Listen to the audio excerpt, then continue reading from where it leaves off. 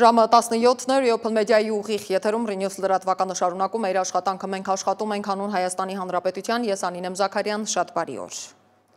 Ամփոփելով Հայաստանի վարչապետի հետ հանդիպումը, Եվրոպական հանձնաժողովի նախագահ Ուրսուլա ֆոն դեր Լայենը հայտարարել է, որ Հայաստանը Եվրամիության համար առանցքային գործընկեր է, ըստ նրա Նիկոլ Փաշինյանի հետ մտքերի շատ բովանդակալից փոխանակում է ունեցել։ Մեջբերեմ շնորհավորեցինք Հայաստանին Ադրբեջանի հետ հարաբերություններում Վաշինգտոնում Միացյալ Նահանգների նախագահի աջակցությամբ ձեռք բերված պատմական առաջընթացի կապակցությամբ։ Սա կարևոր քայլ է տարածաշրջանում խաղաղության եւ կայունության ճանապարհին։ Վճռական ենք խորացնելու մեր համագործակցությունը։ Մեր Global Gateway ռազմավարության միջոցով մենք կզարգացնենք տարածաշրջանային հաղորդուղիները, այն ընդգրկում է առևտուրը, տրանսպորտը, էներգետիկան եւ թվային տեխնոլոգիաները։ Անհամբեր սպասում ենք 2026 թվականի առաջին կեսին Երևանում կայանալիք Եվրոպական քաղաքական համայնքի գագաթնաժողովին, էքսի իր էջում գրել է ֆոն դեր Լայենը։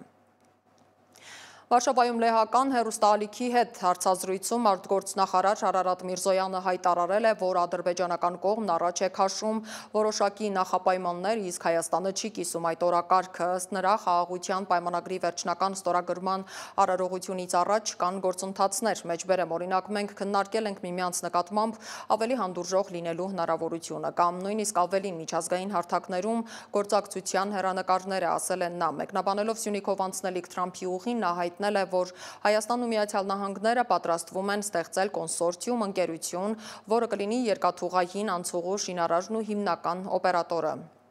Կոնսորցիումն իր շերտին կարող է ներգրավվել երրորդ ընկերության այս կամ այն աշխատանքը կատարելու համար, կառուցել եւ շահագործել խողովակաշարեր, էլեկտրահաղորդման գծեր եւ այլն։ Ըստ նրա, Բաքվի հետ բոլոր պայմանավորվածությունները փոխադարձ են լինելու։ Հայաստանն էլ ուզում է օգտագործել Նախիջևանի տարածքը Հայաստանի հյուսիսն ու հարավը երկաթուղով իրար կապելու համար։ Միրզոյանը նշել է, որ Միացյալ Նահանգներից ժամանած պատվիրակության հետ համաձայնեցնում են անցուղու եւ ընկերության տեխնիկական մանրամասները առաջիկա ամիսներին ավարտին կհասնի այդ գործընթացը, ինչից հետո կմեկնարկի շինարարությունը, որն արագ ավարտելու հարցում Հայաստանը շահագրգռված է։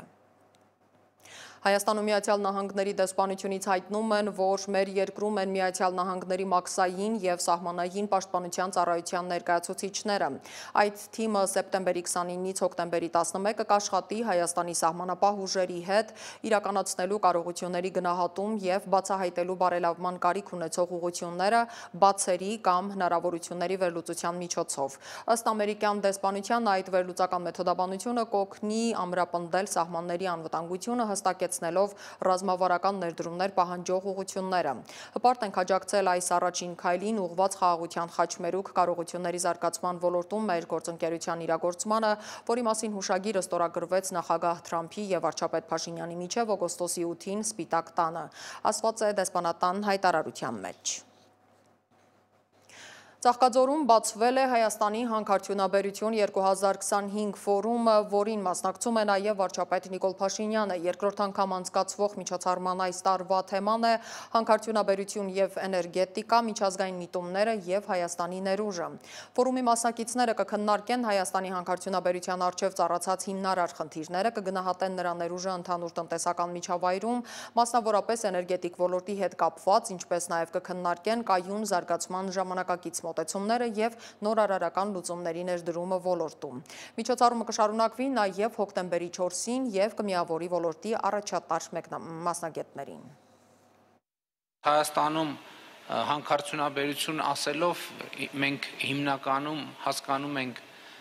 մետաղական հանքերի շահագործումը եւ սա ինչ որտեղ հասկանալի է, որովհետեւ ոլորտի ըստ էության 95 եւ ավելի տոկոսը վերաբերվում է հենց մետաղական հանքերի շահագործման գործընթացին, բայց իրականում այս իրողության մեջ էլ խնդիրներ կան եւ պիտի ընդգծեմ, որ կառավարությունը այս համատեքստում շատ լրջագույն խնդիրների է բախվում, օրինակ ոչ մետաղական հանքերի շահագործման ոլորտում։ Խորհրդարանական ճեպազրույցում Հայաստան խմբակցության պատգամավոր Արթուր Խաչատրյանը խոսել է քրեական օրենսգրքում փոփոխության առաջարկի մասին, որի նպատակն էր հայոց ցեղասպանությունը կամ միջազգայինորեն ճանաչված այլ ցեղասպանությունները հրապարակայնորեն հերքելը, մեղմացնելը, հավանություն տալը, արդարացնելը կամ դրանց վտանգավորությունը նսեմացնելը, քրեականացնելը։ Խմբակցության առաջարկը խորհրդարանը մերժել է, ըստ Արթուր Խաչատրյանի հարցականի տակ են դրվում հայոց ցեղասպանության հետևանքները։ Այստեղ երկու հիմնական տարբերություն կար, առաջինը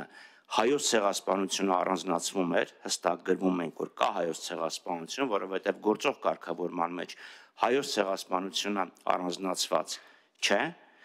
եւ երկրորդը առանց որևէ նպատակի հետամուտ լինելու, ինչի է, եթե մարդը նսեմացնում է, կարևորությունը նվազեցնում է, հերքում է, արդարացնում է, պետք է դատվի։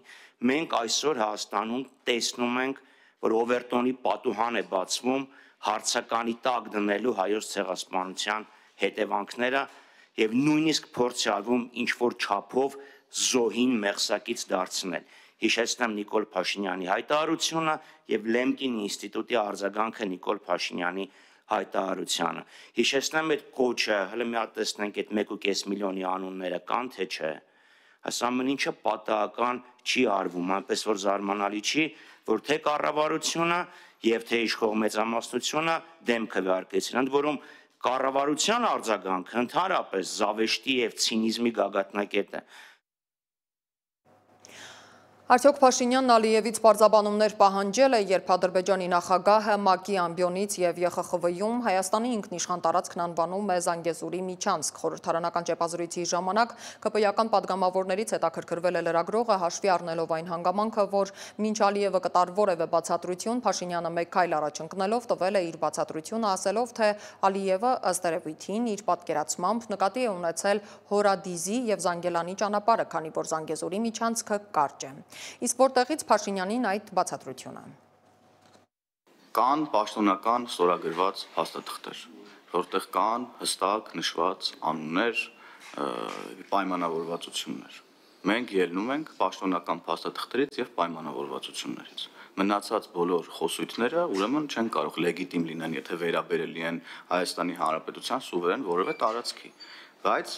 արդեն մենք նշեցինք, որ երեկվա հանդիպումից հետո երկու երկրները նույն հաղորդագրություններ են տարածել եւ առայն, որ Հայաստանի Հանրապետության սուվերեն տարածքով անցնող ճանապարհը ուրեմն ունի TRIP անունը եւ որևէ մեկը ձեր կողմից հիշատակված անուններով չի խոսում Հայաստանի Հանրապետության տարածքով անցնող ճանապարհի վերաբերյալ եւ չի կարող խոսել։ Հայաստանի Հանրապետությունն է որոշում իր սուվերեն տարածքում գտնվող տեղանունները, Ադրբեջանն էլ որոշում է իր սուվերեն տարածքում գտնվող ճանապարհների, քաղաքների, գյուղերի տեղանունները։ Ուկրաինայի նախագահ Վոլոդիմիր Զելենսկին ադրբեջանցի պաշտոնակից Իլհամ Ալիևի հետ Կոպենհագենում կայացած հանդիպման մասին գոհունակ գրառում է արել սոցիալական ցանցերում։ Զելենսկին շնորհակալություն է հայտնել Ուկրաինայի ինքնիշխանության եւ տարածքային ամբողջականության նկատմամբ Ալիևի սկզբունքային ու հետևողական աջակցության համար։ Նա նշել է, որ քննարկել են էներգետիկ եւ պաշտպանական ոլորտում գործընկերությունը։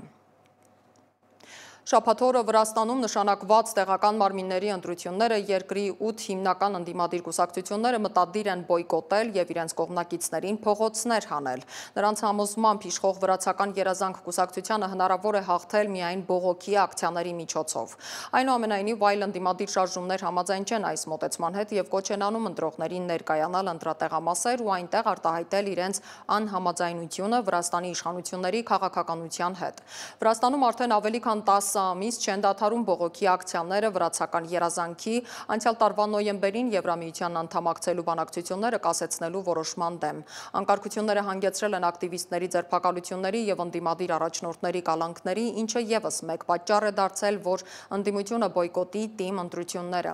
ԵԱՀԿ ներկայացուցիչները չեն դիտարկի քվեարկության ընթացքը, պատճառաբանելով, որ Թբիլիսիից հրավերը չափազանց ուշ են ստացել։ Շատ տեղական դիտորդներ նույնպես հրաժարվել են աշխատել ընտրությունների օրը, նշելով, որ վերջերս ընդունված սահմանափակող օրենքների եւ քաղաքական ճնշումների պատճառով անհնար է ապահովել ազատ ու արդար պայմաններ։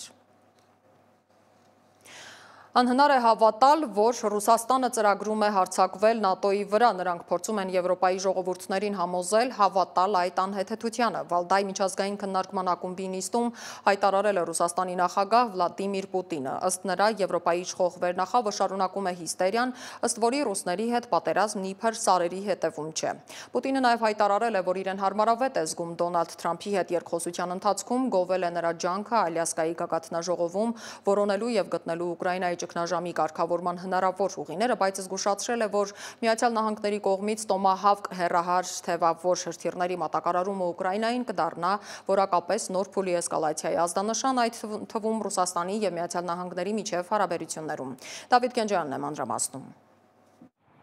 Ռուսաստանը հայտարարել է, որ իր զորքերն առաջ խաղացումներ են գրանցել ռազմաճակատում։ Ուկրաինան էլ իր հերթին հայտնել է բազմաթիվ ճակատներում հարձակման անցնելու մասին։ Ռուսաստանի պաշտպանության նախարարությունը նշել է, որ իրենց ուժերն անցած 24 ժամում հարվածել են Ուկրաինայի պաշտպանական արդյունաբերության տրանսպորտային ենթակառուցվածքներին եւ անօդաչու թռչող սարքերի հավաքման վայրերին։ Ուկրաինայի զինված ուժերը հայտնել են 158 մարտական բախումների եւ ռուսական հարձակումների հետ մղման մասին։ Կողմերը նաեւ փոխանակել են 185-ական ռազմագերիներ եւ 20-ական խաղաղ բնակիչ։ Ռուս զինծառայողներն ու քաղաքացիները տեղափոխվել են Բելարուս բուժօգնություն ստանալու համար։ Վլադիմիր Պուտինը հայտարարել է, որ համաշխարհային տնտեսությունը կտուժի առանց ռուսական նավթի եւ գները կբարձրանան մինչեւ $100 մեկ բարելի դիմաց, եթե մատակարարումները դադարեցվեն, իսկ Միացյալ Նահանգների կողմից Ուկրաինային Տոմահավկ հրթիռների մատակարարումը կհանգեցնի հակամարտության նոր սրացման, բայց չի փոխի մարտադաշտում իրավիճակը։ Նա նաեւ կատակել է, որ այլևս դրոններ չեն թռչի Դանիայի վրայով, անդրադառնալով վերջին միջադեպերին, եւ ասել է, որ արևմուտքում ռուսական դրոնների մասին հիստերիան արհեստական է։ Պուտինը նաեւ գովասանքով է խոսել 21-ամյա ամերիկացի Մայքլ Գլոսի մասին, որը զոհվել է Ուկրաինայում Ռուսաստանի կողմից կռվելիս։ Մյունխենի օդանավակայանը վերաբացվել է ուրբաթ առավոտյան եւ հինգշաբթի երեկոյան անօդաչու թռչող սարքերի հայտնաբերման պատճառով գիշերային փակումից հետո։ Միջադեպի հետևանքով դադարեցվել է 17 չվերթ։ Բացի այդ, 15 ժամանող չվերթներ ուղղվել են Շտուտգարտ, Նյուրնբերգ, Վիեննա եւ Ֆրանկֆուրտ։ Դրոնները նկատվել են օդանավակայանի տարածքում, սակայն մթության պատճառով դրանց չափն ու տեսակը չի հաջողվել պարզել։ Այս ամենը տեղի ունեցել Գերմանիայի վերամիավորման օրվա հանրային տոնի նախօրեին, երբ Մյունխենում արդեն լարված իրավիճակ էր, Օկտոբերֆեստի ժամանակավոր փակման եւ պայթուցիկ նյութերի հայտնաբերման պատճառով։ Դոնալդ Թրամփը հայտարարել է, որ կառավարության աշխատանքի դադարեցման պայմաններում հնարավոր են դաշնային աշխատակիցների աշխատանքից ազատումներ եւ նախագծերի կրճատումներ, մեղադրելով դեմոկրատներին, միաժամանակ առաջարկելով $1000-2000 չափով վճարումներ ամերիկացիներին, մաքսատուրքերի եկամուտներից։ Կառավարության մասնակի փակումը սկսվել է հոկտեմբերի 1-ին Կոնգրեսի կողմից ֆինանսավորման համաձայնության բացակայության պատճառով, ինչը խաթարել է գիտական հետազոտությունները եւ այլ գործառույթներ, ազդելով 2 միլիոն աշխատակիցների աշխատանքի վրա։ Դեմոկրատները պատրաստ են բանակցությունների, պահանջելով վստահելի գործընկերներ։ Հանրապետականները պնդում են, որ կարող են ինքնուրույն սահմանել ծախսերի առաջնահերթությունները։ Բրիտանական ոստիկանությունը հայտարարել է, որ Մանչեսթերի մերձակայքում գտնվող սինագոգի վրա հարձակումը ճանաչվել է ահաբեկչական գործողություն։ Մեծ Մանչեսթերի ոստիկանության պետ Սթիվեն Ուոթսոնը նշել է, որ հարձակումը հանգեցրել է առնվազն 2 մարդու մահվան, իսկ կասկածյալը սպանվել է ոստիկանության կողմից։ Հայտարարության մեջ նշվում է, որ ձերբակալվել է 2 անձ։ Ոստիկանությունը ուժեղացրել է բարեկությունը ողջ երկրում։ Դավիթ Գենջոյան, Open Media։ Ինչպես կանխատեսել էինք, Նեպալում երիտասարդների ընդվզումները, որոնք ուղեկցվել էին տասնյակ զոհերով ու հանգեցրել կառավարության հրաժարականին, վարակիչ են դարձել մի շարք երկրների երիտասարդության համար։ Նրանց բարձրացրած բողոքի ալիքներն ընդգրկում են լայն աշխարհագրություն եւ բոլոր վայրերում, Աֆրիկայից մինչեւ Ասիա եւ Լատինական Ամերիկա, սոցցանցերում բռնկված շարժումները, որոնք հորդել են նաեւ փողոցներ, ստացել են Gen Z անվանումը։ Մարոկոյում հարյուրավոր մարդիկ հարձակվել են անվտանգության ուժերի հենակետի վրա, հրդեհելով հաստատության մի մասը եւ մեքենաները։ Իշխանությունների հաղորդագրության համաձայն անվտանգության ուժերը կրակ են բացել, սպանելով 3 զինված երիտասարդի, որոնք փորձել են զենք հափշտակել։ Gen Z 212 երիտասարդական խմբավորման կազմակերպած բողոքի ակցիաների մասնակիցները պահանջում են կրթության եւ առողջապահության բարելավում։ Gen Z-ի ցույցերը շարունակվում են նաև Մադագասկարում, հիմնականում պայմանավորված ամբողջ երկրում տիրող ջրի խիստ պակասով եւ հաճախակի հոսանքազրկումներով, որոնք տներն ու տնտեսությունը թողնում են առանց էլեկտրականության ավելի քան 12 ժամով։ Այնինչ սկսեց որպես հուսահատության ճիչ, արագորեն վերաճեց նախագահ Անդրի Ռաձուելինայի իշխանության դեմ լուրջ ընդվզման։ Շարժման առաջատար ուժը ոչ թե ավանդական ընդդիմությունն է, այլ սոցիալական ցանցերում կազմակերպված երիտասարդները, Gen Z-ն։ Նոր սերնդի շարժումները հիմնականում ոգեշնչվել են Նեպալում երիտասարդների առաջնորդությամբ անցկացված նմանատիպ ցույցերից, որոնք ցույց տվեցին, որ համացանցում սկիզբ առած դժգոհության ալիքը կարող է վերածվել իրական քաղաքական փոթորկի։ Նեպալում բավական է շարժումը պայքարելով կոռուպցիայի դեմ զանգվածային ցույցերի միջոցով ստիպեց իշխանություններին գնալ զիջումների եւ իրականացնել համակարգային փոփոխություններ։ Այսուհետև մենք պետք է կանխենք երիտասարդների արտագաղթը։ Մենք պետք է ինչ-որ բան անենք Նեպալի համար եւ այստեղ աշխատատեղեր ստեղծենք։ Այժմ եւ ապագայում այլևս կոռուպցիա չպետք է լինի։ Հազարավոր եւ միլիոնավոր երիտասարդներ ստիպված են եղել արտագաղթել, թող այդ օրերը այլևս չկրկնվեն։ Ես ցանկանում եմ ասել, որ բոլոր այն երիտասարդները, որոնք հեռացել են արտասահման, կարողանան վերադառնալ ու մնալ Նեպալում եւ աշխատանք գտնել։ Թող գալիք օրերը լինեն լուսավոր ու բարենպաստ։ Մադագասկարում մշտական հոսանքազրկումներն ու ջրի պակասը ցույցերի են հանգեցրել մայրաքաղաք Անտանանարիվուն դեռևս 2024 թվականի սեպտեմբերից, որից հետո շարժումը տարածվեց այլ քաղաքներում։ Երիտասարդները ցույցերը կազմակերպել են սոցիալական ցանցերի, մասնավորապես Facebook-ի միջոցով։ Բողոքները վերաճել են ոստիկանության հետ բախումների, իրավապահները կիրառել են արցունքաբեր գազ ու ջրցան մեքենաներ, նախազգուշական կրակոցներ արձակել։ Իշխանությունները նաև պարետային ժամ են սահմանել։ ՄԱԿ-ը հայտնել է առնվազն 22 զոհի եւ 100-ից ավել վիրավորների մասին։ Պատճառը վերագրելով անվտանգության ուժերի բռնի արձագանքին, սակայն Մադագասկարի արտգործնախարարությունը վիճարկել է այդ տվյալները։ Սեպտեմբերի 29-ին նախագահ Ռաձուելինան հեռուստաուղերձում լուծարեց կառավարությունը, խոստանալով երկխոսություն սկսել երիտասարդների հետ, սակայն վարչապետին զոհաբերելով դրությունը փրկելու փորձերը չմեղմեցին ցույցերը։ Գուցե մենք չենք բավարարել ձեր ձգտումները կամ նույնիսկ չենք լսել ձեր ապրած վախերն ու տագնապները։ Հետևաբար, համաձայն Սահմանադրության 54-րդ հոդվածի, ես այսօր որոշում եմ կայացրել ազատել վարչապետին եւ արձակել նրա կառավարությունը։ Սեպտեմբերի կեսերից էլ Պերուի երիտասարդներն են ոտքի կանգնել։ Նրանց առաջնորդությամբ ընթացող ցույցերն ուղղված են նախագահ Դինա Բոլուարտեի դեմ եւ պայմանավորված էին վիճելի կենսաթոշակային բարեփոխումներով, կոռուպցիոն սկանդալներով, տնտեսական անկայունությամբ, աճող հանցագործությամբ եւ 2022 թվականի ցույցերի ժամանակ անվտանգության ուժերի կրակոցներից տասնյակ ընդդիմադիրների սպանության համար պատասխանատվության բացակայությամբ։ Մենք խաղաղ կերպով բողոքում էինք, բայց նրանք հարձակվեցին ժողովրդի վրա, կրակեցին, արցունքաբեր գազ օգտագործեցին։ Ոստիկանները լավ գործում են ժողովրդի դեմ, բայց երբ խոսքը վերաբերում է հանցագործներին եւ մարդասպաններին բռնելուն, նրանք այդպիսին չեն։ Ջեյնզիի վերջին բողոքի ցույցերը Մարոկոյում, Մադագասկարում եւ Պերուում ոգեշնչված Նեպալի հակակոռուպցիոն շարժումից արտացոլում են երիտասարդ սերնդի վճռականությունը, սոցիալական ցանցերում բարձրացրած ալիքը վերածելով իրական եւ հուժկու քաղաքական շարժման, որը ստիպում է իշխանություններին կամ փախչել երկրից, կամ գնալ լրջագույն զիջումների, կամ պատասխանատվություն կրել երկրի աղետի եզրին հասցրած գործողությունների համար։ Դավիթ Գենջոյան, Open Media։ Միացյալ Նահանգների նախագահ Դոնալդ Թրամփը պաշտոնապես հայտարարել է, որ գտնվում է թմրակարտելների հետ զինված հակամարտության մեջ, Սպիտակ տունն այդ մասին կոնգրեսին ծանուցում է ուղարկել։ Այս քայլը ոչ միայն հիմք է ստեղծում վերջին ռազմական գործողությունների համար, այլև նախագահին օժտում է պատերազմական ժամանակներին բնորոշ լիազորություններով, ինչը լուրջ անհանգստություն է առաջացրել իրավապաշտպանների շրջանում։ Ծանուցումը նոր մանրամասներ է հաղորդում վարչակազմի իրավական հիմնավորումներին, թե ինչու նախորդ ամիս Կարիբյան ծովում նավերի ուղղությամբ Միացյալ Նահանգների իրականացրած 3 ռազմական հարվածները պետք է դիտարկվեն որպես օրինական գործողություն, այլ ոչ թե սպանություն։ Նախագահ Թրամփի հրամանով իրականացված այդ հարվածների հետևանքով զոհվել էր 17 մարդ։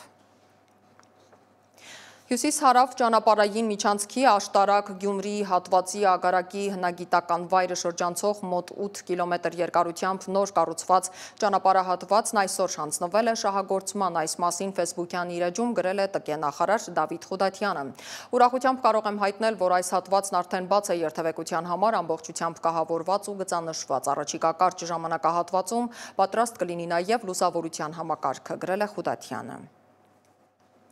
Եվ վերջում Հայաստանի հավաքականի նախկին ավագ Միլանի Ինտերի կիսապաշտպան Հենրիխ Մխիթարյանը ներկայացրել է իր մասին պատմող «Իմ կյանքը» միշտ ուշադրության կենտրոնում կենսագրական գիրքը, որի հեղինակը իտալացի Ալեսանդրո Ալչիատոն է։ Գիրքն Իտալիայի գրախանութներում կհայտնվի հոկտեմբերի 7-ին։ Այս էջերում իմ պատմությունն է՝ ֆուտբոլ, ընտանիք, փորձություններ, անկումներ ու վերելքներ, գիրք, կարգապահություն եւ ամենագլխավորը լինել լավ մարդ, որի մասին դասեր ստացել եմ հորիցս, ասել է Մխիթարյանը։ Այսքանը ես Անի Զաքարյանն եմ, կհանդիպենք